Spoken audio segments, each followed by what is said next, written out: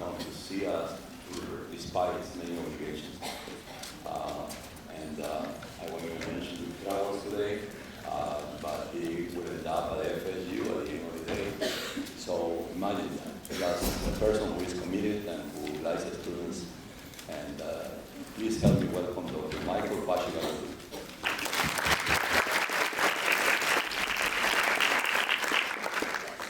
Thank you. How's everybody doing? Pretty good. It's right after lunch, so it's just about nap time, right? Right. We're going to do everything we can to keep you from napping, including showing you some disgusting red-eye pictures and some herpes. Yeah. That was a good start. So, help me out a little bit.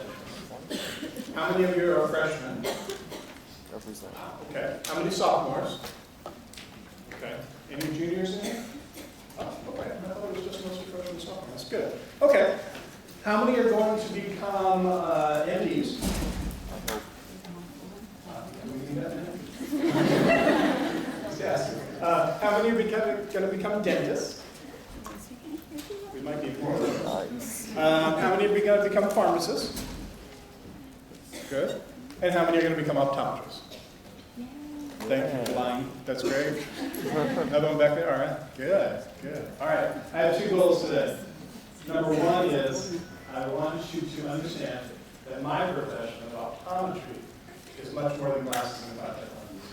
If you think that we're going to teach you for 4 years how to do glasses and contact lenses, you are sorely mistaken. You're going to be a lot shorter. And the second goal is this. When you have conversations about health professions, I want you to include optometry in that discussion. Because optometry is a valid, viable, healthy health career for you guys to consider. So what are you looking for in your future health career? Do you want to have a stable income? Maybe? Yeah. No, you guys don't? You guys are that philanthropic, you don't care? I'd like to. You're just going to live in a van down by the river and help people? Cool. I'll be sure to come to you as a patient. How many of you want to help people, have an impact on their lives? This is a show of hands kind of thing. Good, all right. And how many of you want to help people but still have a life and sort of a work-life balance? Aha, that's perfect. So all of you answered yes to all those 3 questions want to be optometrists, obviously. Obviously, you guys have decided this is the profession for you. So let's talk about it. Let's talk about this profession. Let's talk about what optometry is and maybe what it isn't, because it isn't glasses and contact lenses, okay? All right. First, we'll start out with the 3 definitions. There's 3 O's in the eye care business: ophthalmology, optometry, and opticianry, not obstetrics. It's a whole different part of the body, all right? So ophthalmology, ophthalmologist is someone who decides they go to medical school. They may have gone to allopathic medical school and got an MD after their name, or they may have gone to osteopathic medical school and got a DO after their name. But at the end of that medical school, they competed for and they won a residency in ophthalmology. They learned for 3 years, and during that residency, about eye care, eye treatment of ocular disease, and eye surgery. Why did I say win? Because it's super competitive. In fact, ophthalmology and dermatology are the most competitive residencies to get out of medical school. So you better be in the top 10 or 15% of your medical school graduating class, or you're going to be a family doctor. Sort of should. You come on. So that's an ophthalmologist. Medical school, then they go to 3 years of medical residency. They learn to be eye surgeons. Okay? Optometrists, that's what I am. We go to college and then we spend 4 years earning our Doctor of Optometry degree. The designation after our name is O period D period, OD. Okay? We are what we call the primary eye care providers. Just like your primary care physician takes care of most of your health problems most of the time, as optometrists, we take care of most of your eye problems most of the time. Things like glasses, contacts, vision therapy, low vision, eye infections, eye injuries, glaucoma, diabetic eye disease, all those things fall under our domain. Those things we take care of. What we don't do, we don't do surgery. So we don't like blood, we're not talking about optometry, right? Opticians, the 3rd O in this triad of eye care. These are the folks who fit glasses and contact lenses, but they can only do it if a prescription is written by a doctor of optometry or an ophthalmologist, right? They can't do this independently. They're very necessary. They're the ones who make sure your glasses are fitted properly and according to the specifications that the optometrist defined. Or they may help you fit your contact lenses if the optometrist doesn't do that themselves, to make sure that your contact lenses are fitted properly and they're healthy for you to wear. Okay, so you got it? Ophthalmology, optometry, and opticianry. Those are the 3 O's in our eye care business. So if I use the terms today, optometrist, doctor of optometry, optometric physician, just know that I'm talking about the same thing. I'm talking about someone who went to 4 years of optometry school and has the initials OD after their name, okay? So I want to show you a brief video about being a doctor of optometry. This video was actually filmed at Nova. So as you're watching the video, look in the background just a little bit. You'll see some of our campus, and you'll also meet our students and alumni. And you may see a familiar face or two on there as well.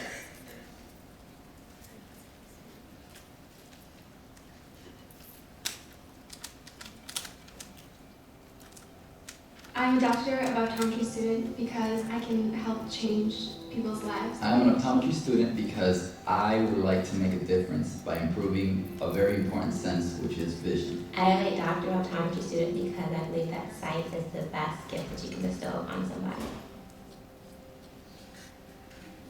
During the summer, I volunteered at the Special Olympics in Maryland, and with children in the special population, it's difficult for them to integrate themselves in the world, let alone having vision problems on top of that.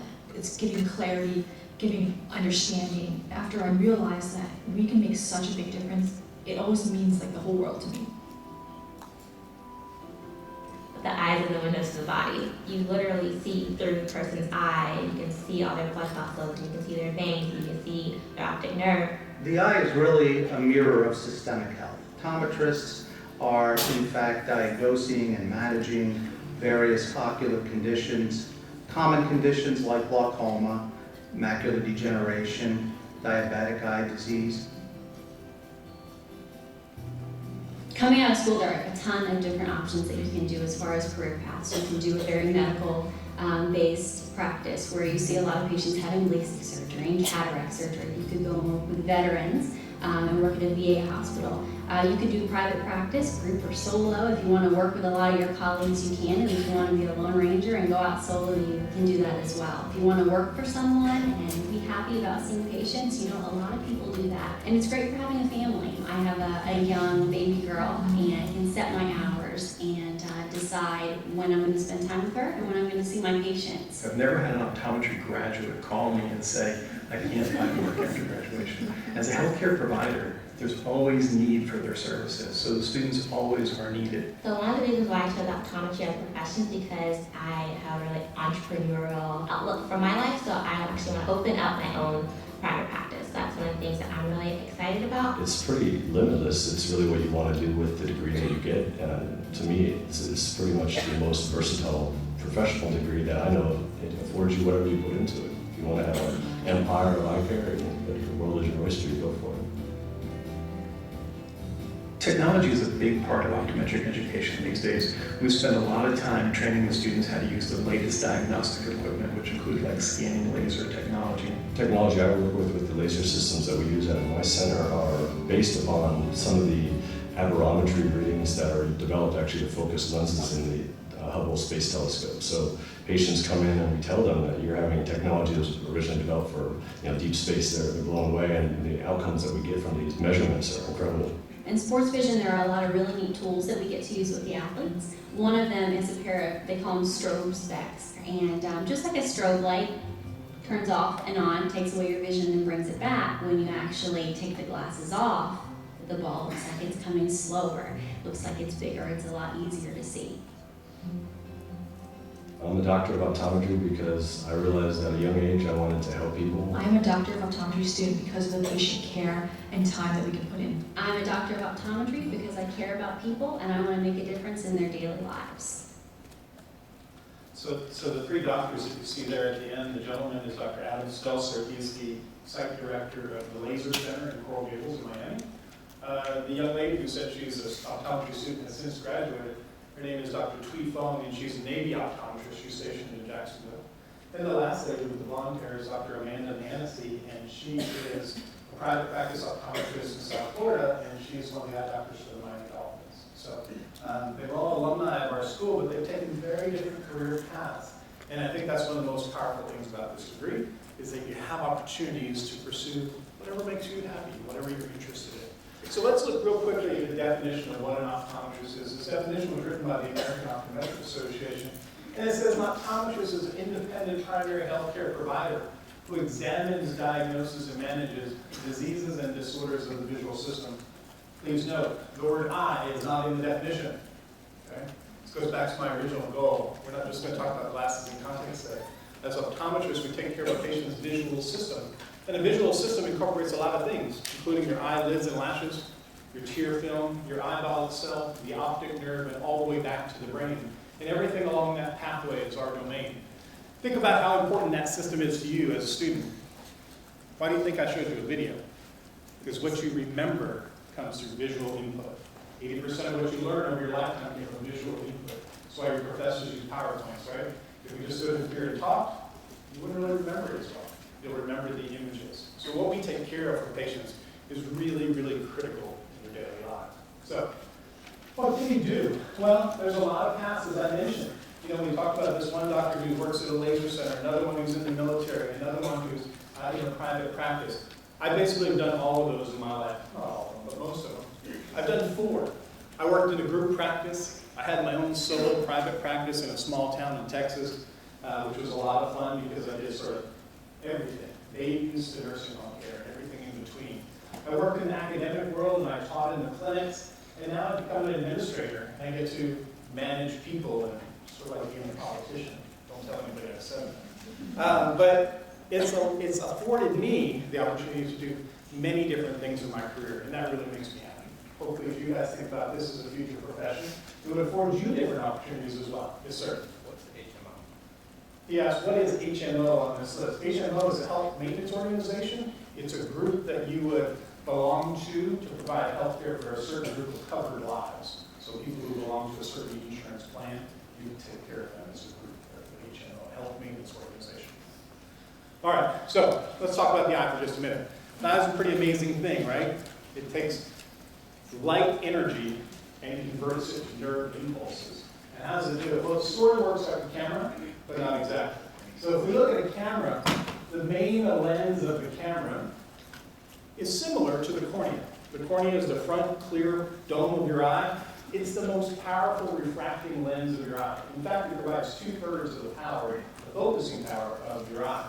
And then behind the lens of a camera is the aperture. This is something that opens and closes very quickly to allow light to travel through the camera, and it regulates how much light gets in. The analogy in the eye, the pupil. You guys know that if you look at somebody's eye, in dim light, the pupil is large. In bright light, the pupil constricts and limits the amount of light in. Very similar to the aperture. It's controlling the amount of light that gets in the eye, like the aperture of the camera controls the amount of light that gets into the camera. Then the back of the eye, we call the retina, is analogous to the film of the camera. It's sort of where the action happens. It's where light energy is converted into neural impulses. In a camera, when the light hits the film, it changes the crystalline structure of the film, and you collect and save an image. So it's very similar. But if you had an old-fashioned camera sort of like this, has anybody ever used an old-fashioned camera like this? The main thing you have to do with it is you have to refocus it all the time, right? You're constantly focusing it to work on different distances. So if I take a picture of her in the front row, I focus at one point, and if I take a picture of that lady sleeping in the back, no, she's not. And in the back, I would have to focus it to a different point, right? And I'm constantly adjusting. Do we have to do that to our eyes? Are we constantly adjusting the focus of our eyes? We are, but it's happening automatically, right? So our camera is more like this, more like an autofocus camera that's constantly adjusting. And do you know how that happens? Have you ever thought about it? Anytime you switch from seeing something far away to seeing something up here, your eye has to physically change the shape of the lens inside the eye to change your depth of focus. So if you're looking at your phone on Snapchat, which I'm sure you do 8 hours a day, you are focusing very close because you're looking at something that's near to you. When you change your focus and you look out the window at something far away, then the focus of the eye has to change. How does it happen? Well, inside the eye there's a lens. It sits just posterior to the pupil, and I'll show you in a minute what it looks like. Constantly during your day, that lens is changing shape. It's becoming more convex in shape when it needs to focus on things up close. It takes on more power. And then flattens out when you look at something far away, and it's constantly changing. Have you ever heard anyone say, take a break from reading? That's why. Because when you're reading and looking at things up close and up focused on your devices, your lens of your eye is focused. It is swollen, it's in its convex state, and you're looking at things up close. If you do that for long periods of time, it causes fatigue. It tires your eyes out. Okay? That's why we tell you to take breaks. So let's look at the anatomy of the eye. This is sort of an eyeball cut in half. And what we're going to do is start from the front and work our way to the back. So the first thing that light would encounter is the cornea. It's the thing we mentioned. It's the most powerful lens of the eye. If you wear contact lenses, this is the structure your contact lens sits on, right? It sits on top of your cornea. It's a really important structure because it's very powerful in focusing the light. Just posterior to the cornea is a chamber filled with clear fluid. The fluid is called aqueous, and that chamber is called the anterior chamber. It just provides structural stability to the cornea and nutrients. Note the cornea doesn't have any blood vessels in it, right? Can you think of any other part of your body that's living and doesn't really have blood vessels in it? If you can, tell me, because I can't.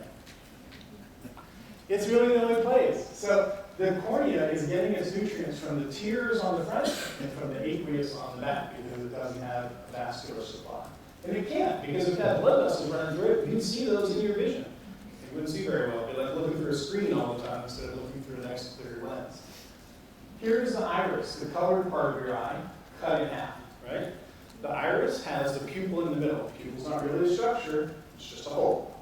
The hole of the pupil is controlled by two muscles, a dilator muscle and a sphincter muscle. And they're constantly adjusting to the light levels that your eyes are in. So if you're in the dark, it's going to relax. If you're in the bright light, it's going to constrict. So it's constantly adjusting during your day to regulate the amount of light that gets in. Posterior to that pupil is this. This is the lens. This is the structure I'm talking about when you're focusing. It's constantly adjusting. Sometimes we call it the crystal lens, simplified just the lens. It's constantly changing shape to adjust to the reading distance that you're working on at that moment. It does it automatically. The main cavity of the eye is filled with a clear gel called the vitreous humor. And then the back of the eye, the lining, the very thin layer where the action happens, is the retina. This is like the film of the camera. It's where visions happen. Do you remember from 8th grade science, we talked about rods and cones? Mm-hmm. That's where they live, in the retina, right? In the center of the retina, the most central part, there's an area called the macula. That's where the cones are most densely packed. And that's where you have your best vision. Because they're densely packed, you have the most discrimination in your vision in that location. Okay?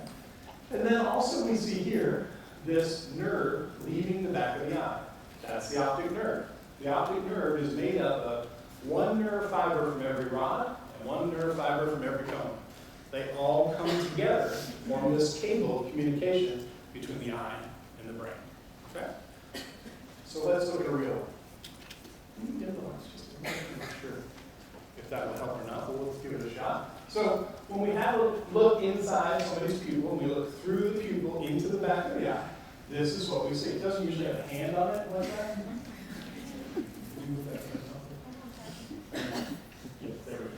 That's more like Brooks. So here's the optic nerve. Remember I said it's made up of millions of individual nerve fibers? If you look closely, you'll see like white streaking coming out from the top and coming out from the bottom. Those are the nerve fibers running on top of the retina to come together to form that optic nerve.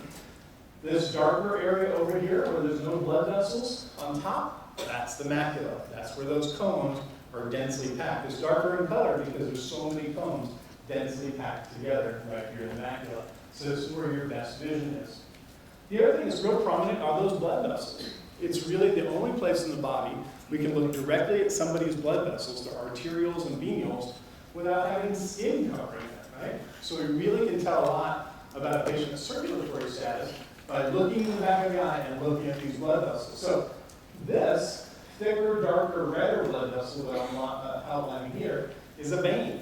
And did it in this direction on purpose because venous blood is moving that way. Venous blood, you know, has been through the capillary beds and now it's heading back to the heart. This brighter, thinner vessel is an artery. Here's another one up here. This is an artery. Arterial blood is under pressure, it's oxygenated, and it's heading out to the capillary beds, right? This is the only place in the body we can see this directly. So if somebody has problems with the circulation due to heart disease, diabetes, hypertension, we often, most every time, will see changes in these very delicate blood vessels in the back of the eye. So let's look at some abnormal ones. First one up here on the top left. Look at the optic nerve here. Let me back up one. Look at the optic nerve here. You see it was a nice, round, even circle, right? Okay, let's go to that abnormal one again. Look at the difference here. You sort of can't see the borders. It's not round anymore. And in fact, if you had your depth perception, if you were looking at this in 3D, this optic nerve would be sticking out of the screen at you, sort of like the top of the dome. This is caused by elevated intracranial pressure. You know there's a cerebral spinal fluid. It bathes the brain and the spinal cord. Well, it also bathes the optic nerve. And if for some reason that cerebral spinal fluid pressure is elevated, it will push on the optic nerve will swell into the back of the eye, and the optometrist will usually be the first person to diagnose it. When it happens, the patient doesn't get a pair of glasses, they get a trip to the MRI, because they may have a tumor in their head that's causing this imbalance in the cerebral spinal fluid pressure. So it's very serious when we see this. It's called papilledema. Now look at this one. The optic nerve in this case looks sort of washed out, right? We can't see the nice round orange circle like we saw in the normal one. It looks real pale and washed out. This patient has multiple sclerosis. In the condition of MS, patients often get what's called retrobulbar, which just means behind the eye, optic neuritis, inflammation of the optic nerve. And when that happens, every time they have an episode of it, they lose nerve fiber, it begins to die. And when it dies off, the nerve fibers take on this real white, pale appearance that we see there in the optic nerve. Now, when nerve fibers are dead, do they regenerate? Yeah, right, it doesn't. So it's a serious condition when we see this, and when it's to this extent, it's really impacted the patient's vision at this point. Now this one, unfortunately, you can't see real well on the bright light coming in from the side of the room, but what you'll see is blood throughout the retina. This is caused by elevated high blood pressure. Systemic high blood pressure, if it's so high that it causes a central vein to pinch off, the blood of the retina will back up into the layers of the retina. So let me take one step back. Remember I said venous blood is heading back to the heart, right? So it's heading back towards the optic nerve to head back to the heart. If you have an occlusion right here at the optic nerve, that venous blood can't continue on its path back to the heart, and it sort of backs up into the layers of the retina. It's like plumbing, right? It can't continue on its path, so it backs up. And that's what we have here, because somebody had high blood pressure. How do we fix it? We send them to their internist and get their blood pressure under control. When they get their blood pressure under a reasonable level, the circulation is restored in the eye, and we see improvement. Bottom right, diabetic eye disease. Diabetic eye disease is the leading cause of new blindness in the U.S. The leading cause. You guys got diabetics in your families? Yeah, me too. My dad. So guess what? I have to check my blood sugar as well. It tends to run in families. But what diabetes does in the eye is it weakens the very delicate blood vessels of the retina and causes leakage into the retina. So remember I said the retina is like the film in the camera. It's really delicate. It's a consistency of like tissue paper. If you ever dissect a cow eye, almost invariably when you dissect it, the retina will just fall off because it's very delicate. When you have leakage into the layers of the retina, you get damage. So the retina is like 7 individual layers if you look at it microscopically. If you have bleeding or swelling between those layers and it begins to separate the neurons, it breaks them and you lose vision permanently. And if it happens right here in the macula where I told you the best vision was, it's devastating. It wipes out their central vision. So it really has a dramatic effect on diabetic patients if they're not under good control. Okay, let's look at some pictures of the front of the eye and some of the conditions that we deal with on the front of the eye. The first one I always like to show on college campuses because it's herpes.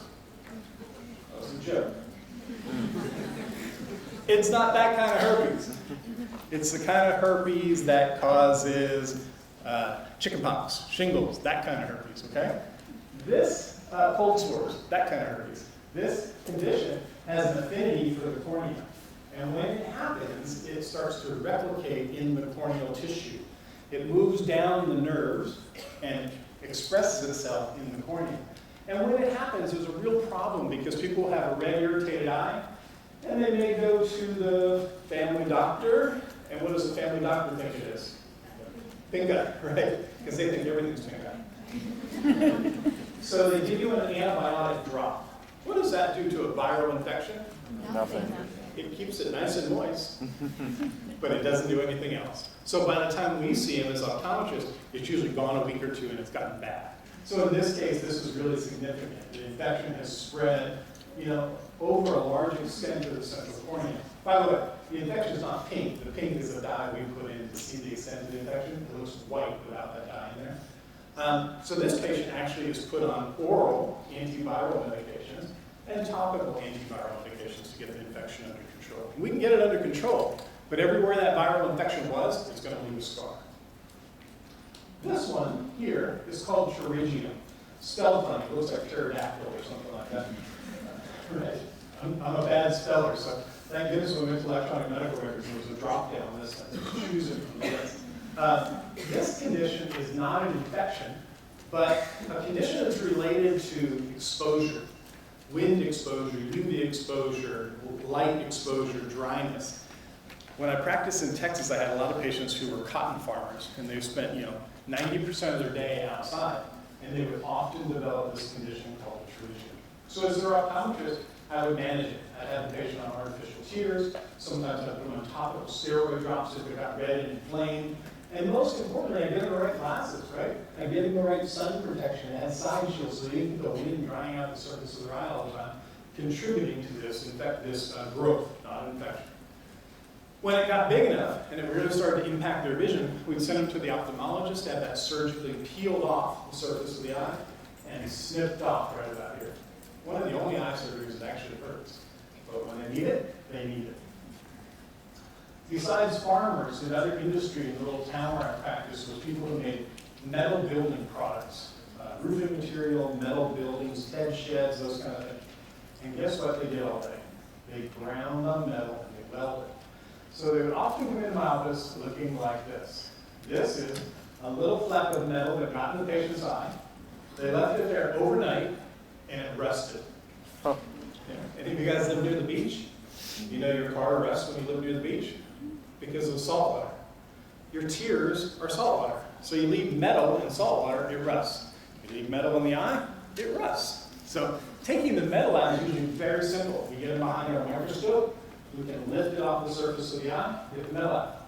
But if there's rust remaining, the body still thinks there's a foreign object there. It's going to send white blood cells to the area. You're going to have an inflammatory response. It's a big deal.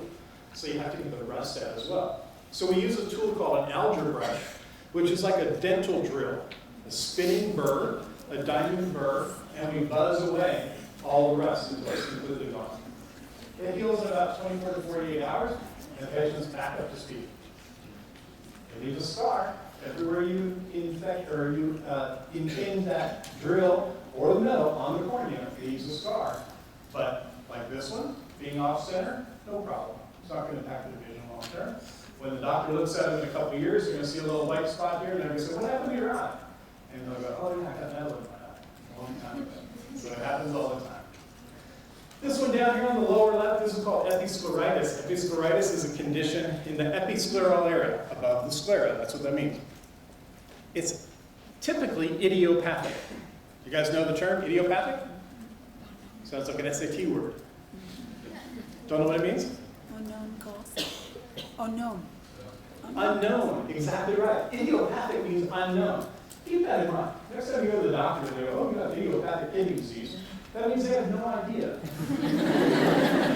It sounds smart, but they don't know. Keep that in mind. So when somebody has idiopathic episcleritis, this inflammation for an unknown reason in this area, it's easy to treat. We put them on a topical steroid, which is an anti-inflammatory drop. It goes away in a few days. Clears right up. But if it comes back, and we go, "Uh-oh, What's causing this inflammation to keep showing up in the eye? It could be a condition like this on the right, called scleritis. This is an inflammatory condition of the patient's body that's showing up in the eye. Typically, patients with scleritis have something like juvenile rheumatoid arthritis. You guys heard of that one? Patients with juvenile rheumatoid arthritis have antibodies in the body that sort of attack collagen fibers. Well, guess what?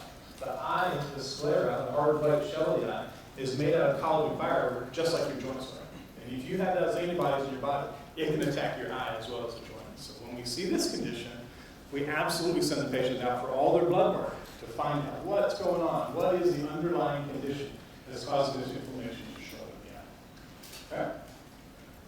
All right. Here's a distraction for you. A little optical illusion. How many circles are there? 4. Okay. It's kind of hard to tell, isn't it? Don't they want to run together? 8. You guys are playing tricks on me. Let's try. 1, 2, 3, 4. Very good. Let me give you a couple cases. These are patients of mine, patients that I managed over the years. That'll give you an idea, hopefully, of the diversity of types of patients that we manage as optometrists. This is a 40-year-old male. This is a red line. I've had this patient for many years. He had a little boy, maybe, I don't know, 5, 6 years old, and he was helping his son get in the back seat of the car, and he was like reaching over to buckle his son's seatbelt in the back of the car, and for whatever reason, the kid stuck his finger up and took a big chunk out of his father's cornea. Oh, and by the way, there's another cut down here, too. So maybe it was 2 fingers. I don't know. He was 5 or 6 years old. I don't know. Maybe it was a brat. He's a bad kid. So he took a chunk out of his father's cornea.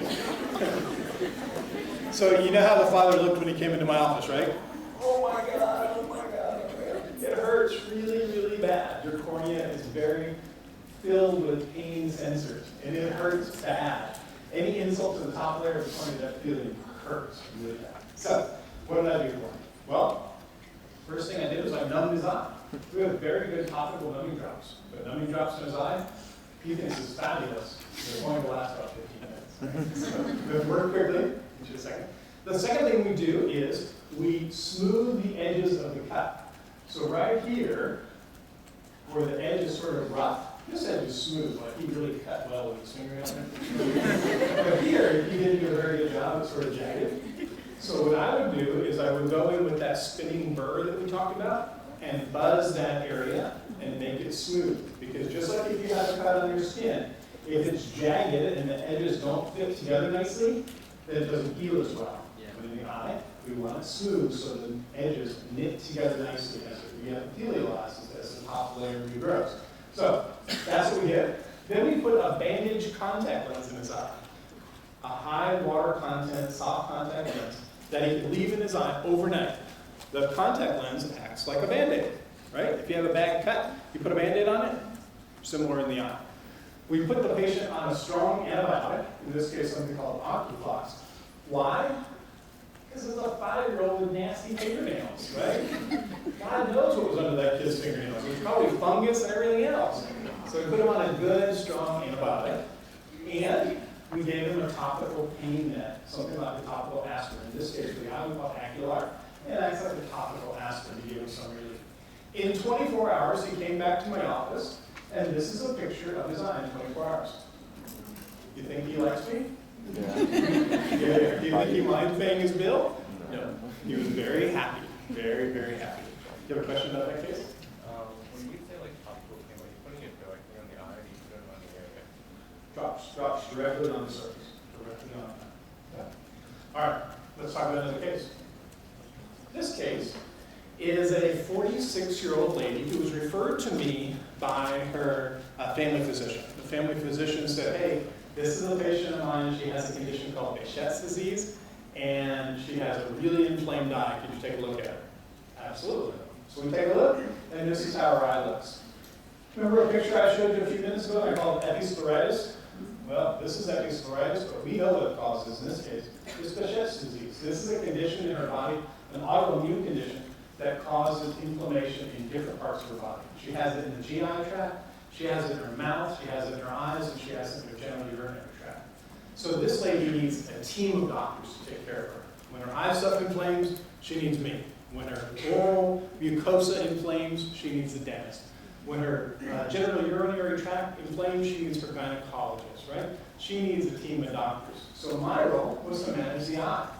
We actually put the patient on a condition, an eye drop called Lotemax, which is a soft topical steroid, quieted the inflammation. But my main role, not just doing that, that was easy, was communicating with the rest of the team, being part of the healthcare team for this lady, and letting the other physicians know the drops that she was on, potential side effects of those drops, and they let me know what medication she was on and how that could impact the eye. So we had to work together as a team in this case.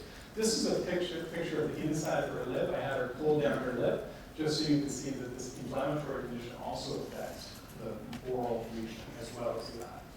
So we get to be part of the healthcare team in cases like this. Multi-system diseases, we can manage the eye part and work with the other healthcare providers on management of the rest. All right, this is my favorite one. This is a lightsaber injury. You've seen it in the movies, it's cut somebody's hand off when they get hit with a lightsaber. In this case, this was a little boy, 5 years old, and he and another 5-year-old were having a sword fight with lightsabers, and one kid won and one kid lost. This is the one that lost. And the one that lost, the one that won the fight was the son of the ER physician. So the ER physician called me 10 o'clock at night, whatever, was panicking. My son just whacked another kid in the eye, and he's got blood inside the eye. Can you please come see it? Sure, of course. So this is what it looks like. This is blood in the anterior chamber. Remember we said the cornea was in the front, and then there was that space behind it that's filled with the aqueous humor? He got hit so hard that his iris shook and it bled. He tore one of the little blood vessels of the iris, and it bled into the anterior chamber. So, what do you have to do? Well, you have to keep the kids still. Because if they jump around and get hit again, it's going to bleed some more. Have you ever tried to keep a 5-year-old still? It doesn't go well. It really doesn't go well. When we have this condition in adults, if they're more severe than this, we usually put them in the hospital. Leave them in the hospital, because they'll be sedentary and be still.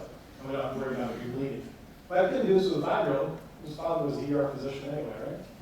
So what we did is we got him some goggles. We told them they were Jedi goggles because, he had lost the flag and needed to study somewhere. His Jedi mind tricks or whatever. And we had him wear these goggles and had his parents try to keep him calm for 24, 48 hours as we monitor the blood to make sure that it reabsorbed and we didn't get a rebleed. That's the risk. If it rebleeds, it can get really serious and fill the entire anterior chamber, and that guy could end up having to go to surgery. But 24 hours later, it looked like this. It was getting smaller. It sort of had sunk with gravity. We had the little boy on some dilating drops. You'll notice his pupil looks really big here. To reduce the chance that that iris is going to rebleed, we get it dilated. And within about 5 days, it was completely resolved, no problem.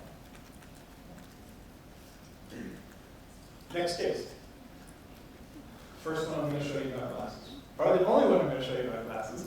But I want to show you this one because this involves more than just glasses. It involves eye alignment. So have you ever seen anyone with an eye turn? Mm-hmm. Yep, a misalignment of the eye. In this case, if the eye turns inward like this one is, it's called esotropia. Eso just means inward. If the eye would have to be turning out, it would be called exotropia. It just means out. Okay? Esotropia versus exotropia. This young lady was not doing well in school. 7 years old, so I don't know, was that first, second grade, something like that, first grade? Wasn't doing very well in school, didn't like to read, was avoiding reading, wanted to be outside, not doing schoolwork, that kind of personality. Mother finally brought her in, had an eye exam, and we found out that when we dilated her eyes and relaxed the focusing mechanism, let's go back to where we talked about earlier. Remember we said the lens of your eye is constantly focusing? If we dilate your eyes, we relax that focusing mechanism, and we get a truer reading of what your full prescription is in the distance. Kids are so good at focusing, they can mask or hide farsightedness. If you're farsighted, you can focus your eyes real hard and clear it up. If you're nearsighted, you can't do that. You have to try to relax your eyes beyond where they are. But if you're farsighted, you can clear it up. So that's what she's been doing. But keep this in mind. The way the eyes are built, when you focus at something up close and you focus, your eyes automatically converge. They know that you're looking at something up close, so they point inward. In her case, even when she was looking at something far away, her eyes had to focus to make it clear, and they were still trying to turn in, and that's where the eye turn came from. It was linked to the fact that she was trying to focus her eyes all the time. So we dilated her eyes, relaxed the focusing mechanism completely, and found out how much prescription she needed. When we put glasses in front of her, look what happens. The eye straightens up. Because now the glasses are doing the work. She's not having to try to focus to see clearly at distance. The glasses are doing it for her, so her eyes are straight. Now when she goes to look up close, she has to just focus normal on that, like everybody else with normal eyes. And her eyes converge at the normal point. So not only do we make her see better, but we fix the eye turn in the same way. Yes, ma'am.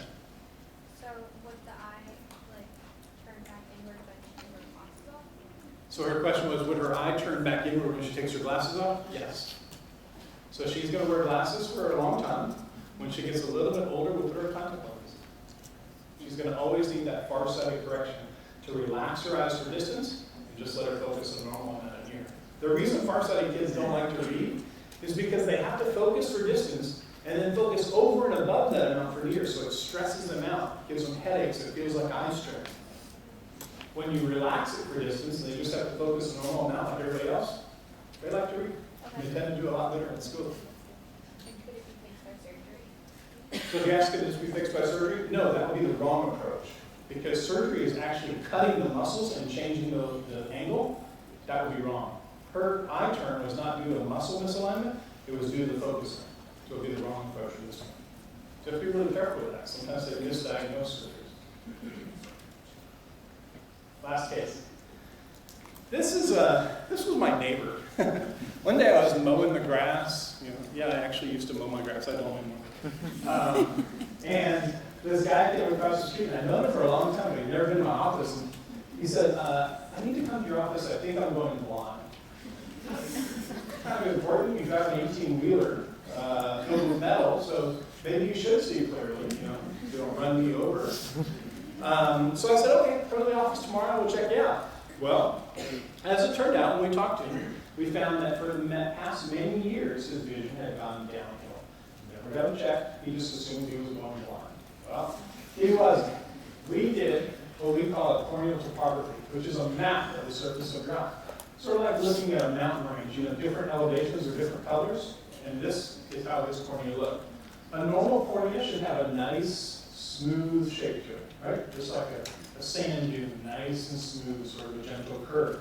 In this case, this guy's got a really steep point down at the bottom, hence the name, keratoconus. Kerato meaning cornea, conus meaning cone, right? Keratoconus.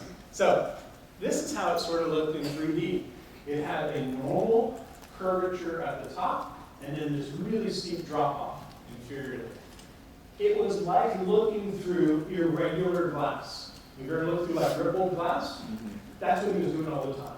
Instead of having a nice smooth cornea that gave him nice clear optics of his eye, he had this weird shape to his cornea, so he was looking through distorted lenses all the time. That's where his decreased vision was coming from. It wasn't from the functionality of the eye. It was him looking through this irregularly shaped cornea. So how do we fix it? Well, we put him in a contact lens, but not a soft contact lens. A soft contact lens would contour to that weird shape, just like his eye already has, and he'd still be looking through a crooked lens, right? So we fit him with a hard contact lens, a rigid lens. The rigid lens fits at the top, and then it sort of vaults out over the area that's steep below, and the tears fill in behind it. So now when light hits the front of that eye, it hits the smooth, perfectly made optical surface of that hard contact lens. It's no longer rippled glass. It's now this smooth surface that the contact lens has created. And his vision went from about 20/50, which was illegal to drive an 18-wheeler, to 20/20 minus a couple letters, just by fitting him with a rigid contact lens. Think he was happy? Yeah. He wasn't going blind. Yes, ma'am? Why was it decreasing over the years? It is a progressive condition. She asked, why was it decreasing over the years? It's a progressive condition. Keratoconus is something that tends to run in families, and it is progressive over a lifetime. In his case, probably 20, 30 years, he'll be really good with contact lenses, but probably when he gets into his late 50s or so, If it's continued to progress, he may need another form of treatment. There's now ways to treat it with laser and also something called corneal cross-linking, where they actually use riboflavin to break the collagen bonds and then re-excite it with UV light and stabilize that keratoconus. So it's gotten a lot better over the years of management. Way in the back. Does it happen in both eyes or just one? So she asked, does keratoconus happen in both eyes or just one? It typically happens in both eyes, but asymmetrical. One eye is usually a little worse than the other, but it happens in both eyes. Any questions about that one? All right. Here's another optical illusion for you. This one works best when you hold your eyes very still. The goal here is look directly at the black spot and hold your eyes as still as possible. Don't blink, don't look around, just look at the black spot. People in the middle will probably see it best. What happens to the color? Does it fade away? Did they fade away? Why is that?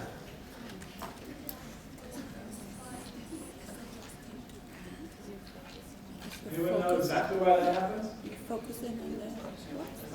When you focus on that one spot, the colors are exciting the cones around that spot, and they're using up the photopigments. You happen to have 3 types of cones in your eyes.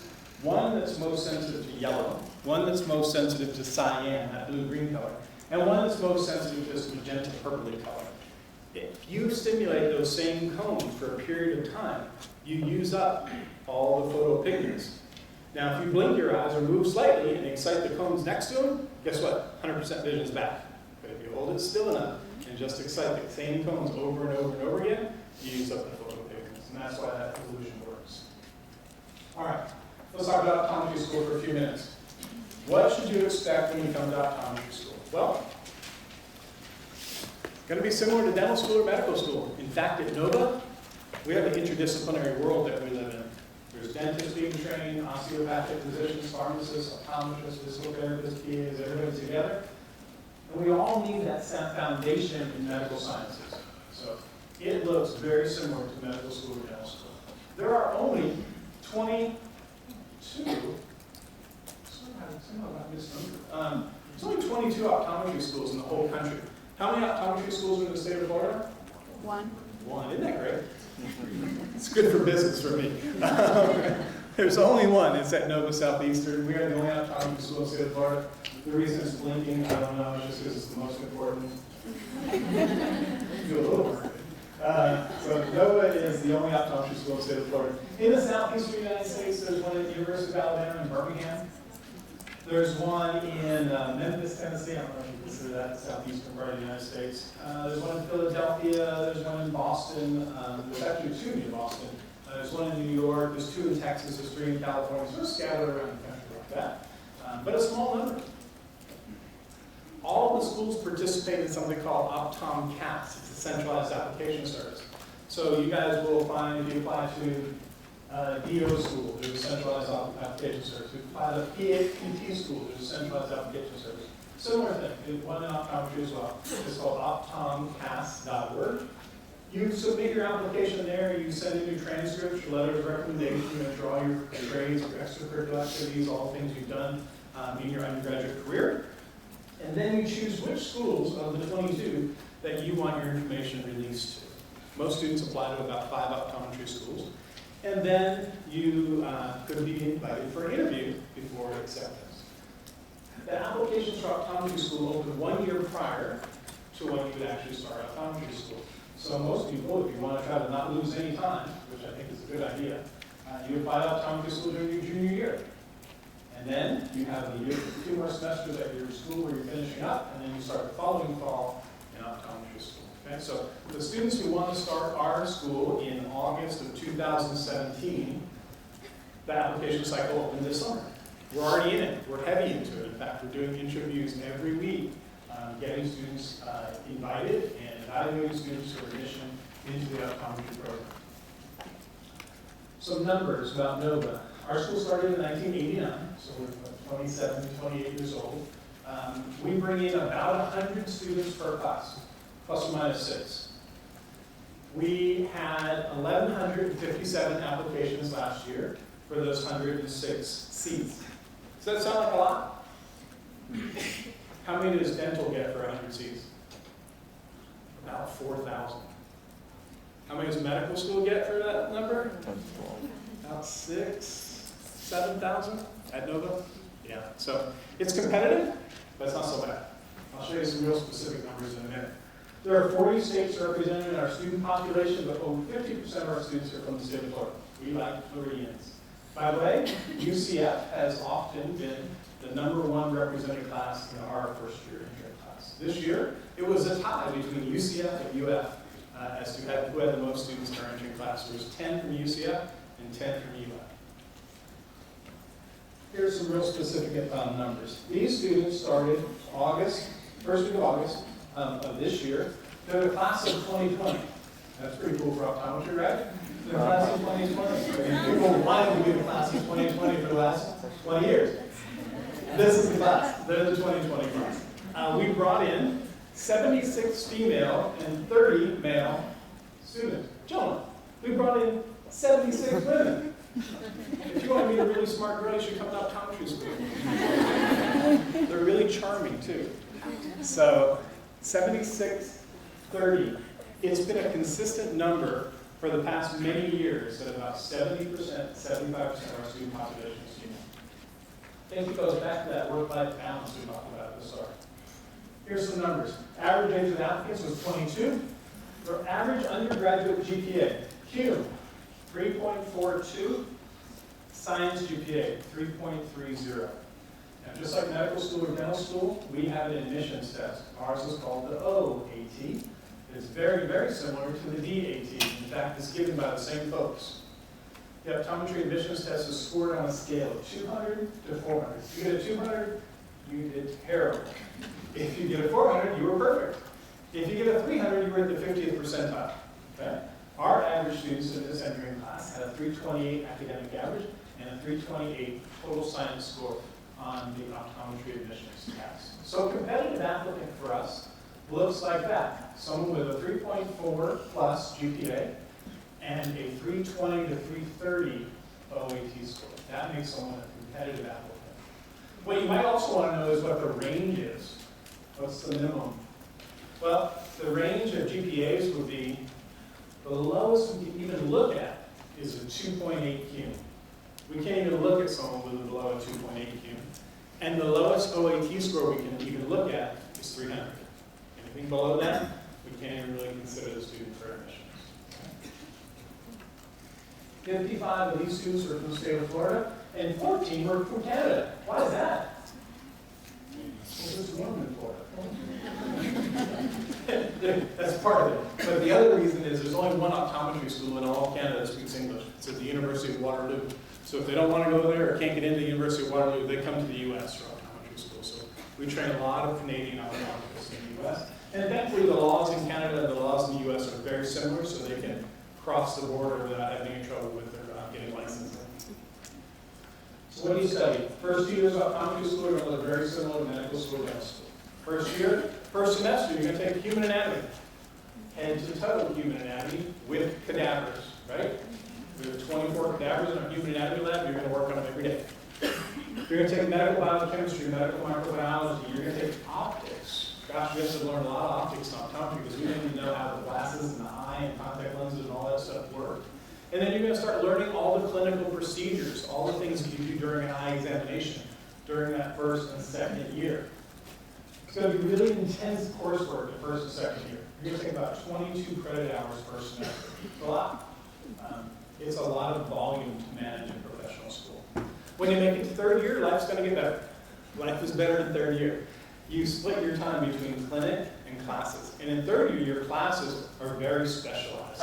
Things like pediatric optometry, things like low vision, things like advanced ocular disease management, those kinds of things. And then the fourth year of optometry school, which is very unique to our profession, there's no more classes. You're just honing your clinical skills.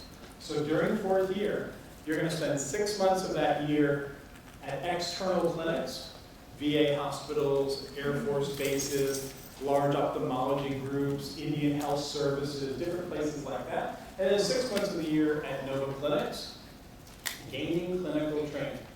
So the nice thing about optometry is, when you graduate after 4 years, you can get a license in any state and go practice.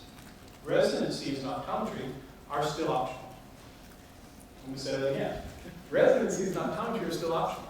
About 30% of our students choose to do a 1-year residency beyond graduation, but 70% go directly into practice upon graduation. That is very different than medical school. I mentioned these external rotation. Here's just some samples of the different places you can go. Bascom Palmer Eye Institute in Miami is just down the road from us, and that's the #1 eye hospital in the whole country, or at least that's what they paint on the side of the building. I don't know who actually evaluates them and says they're #1, but they like to paint it on their building. And great place, and our students can go there and train. Our students can even go as far away as China. We have great relationships with the eye hospitals in China. They have a couple billion patients there, so you can go there and see a lot of patients if you decide to go to China. We have great technology in optometry. We spend a lot of money on keeping up with the latest technology. What's been the big thing in the last 10 years or so is scanning laser technology. Creating 3D models of the optic nerve and of the conditions of the retina. And being able to look at them and manipulate them from under and above and outside. And really learning if there's subtle changes in somebody's retina. There's really been a dramatic change in optometric care and how we manage patients. So these are just some examples of the different types of equipment you'll see in the clinic.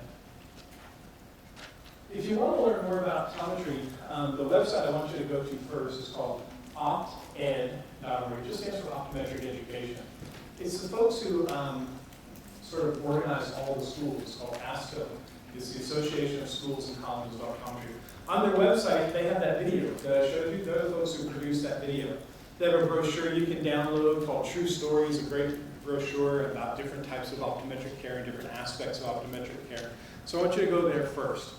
Also, you can go to the AOA, the American Optometric Association. On their website, they have a whole page about careers in optometry and things to expect as an optometrist in the future. If you want to have more information about Nova College of Optometry at NSU, we'll send you to our social media channel. It's a great way for you guys to get to know our students, our faculty, and what's going on in our college. I think it gives you a clearer picture of what life is like as an optometry student if you follow us on our social media channels. We have Facebook, Instagram, and Twitter. They're very active feeds. Our name is NSU Optometry on any of those channels. Please follow us there. We also have a Facebook group called Pre-Optometry Students in Florida. You guys have an active pre-optometry club on this campus. In fact, I was here 1 week ago, and we dissected eyeballs. It was kind of fun. Sorry you missed it. It was on Periscope. If you ever want to see it on Periscope, you can find it. It's NSU Optometry on Periscope. You can see me dissecting a cow eye. But you may want to join that club here on campus, the Pre-Optometry Association, UCF POA. Our website is nova.edu, and our optometry site is optometry.nova.edu, no www. Please go there anytime and check out what's going on with our students.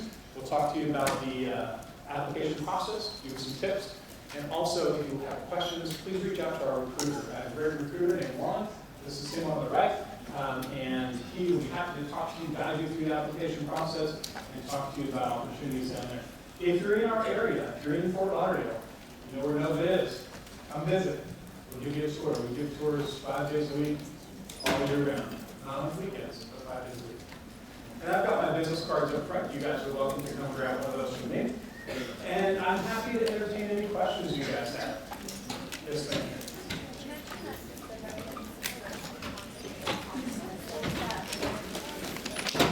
So she asked, since the residency is optional, how would that benefit you? Well, it sets you apart. By completing a 1-year residency, you have advanced training in a particular area. Let's say you choose contact lenses or low vision or pediatrics. You would have 1 year advanced training in that. That would set you apart in a competitive time. Yes, ma'am.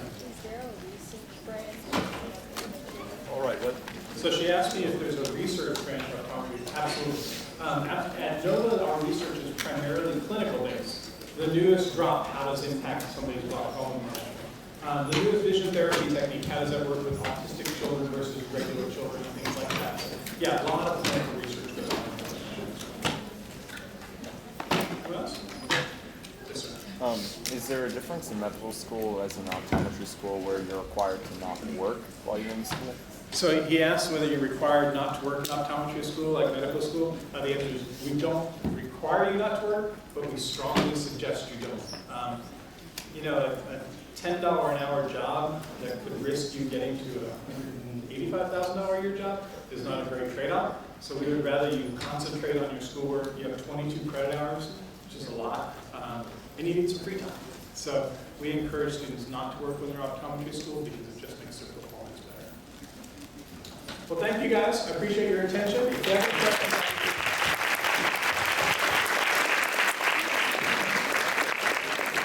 Very class from Thursday, and if you have any questions, those will be, please come to the Good.